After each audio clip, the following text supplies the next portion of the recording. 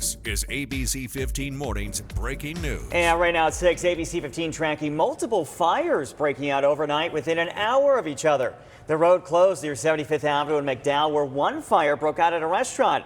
The other breaking out at a tire shop on the I-17 and McDowell. That scene, thankfully, has cleared up. I want to show you a wider view here of these fires. There is a third scene that we're watching as well.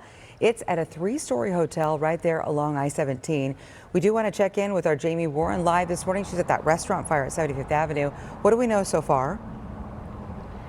So Kaylee and Nick, the road, by the way, it has since reopened, so that is some good news. But this is right outside of the Lynn's Grand Buffet. It's not far from Desert Sky Mall. Look at this. We still have at least maybe 4 or 5 ambulances, fire trucks here on scene. It looks very dark. I think they may have turned off the electricity.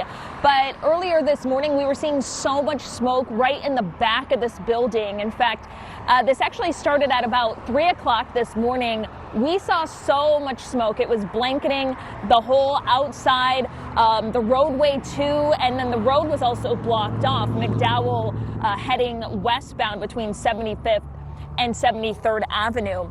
Now we know this is an area where a lot of people may commute on their way into work in the morning, but the road has since reopened. No injuries reported in this fire, so that is some good news. And the cause, by the way, is still under investigation. But if you're heading this way into work this morning, you see all of these first responders here on scene.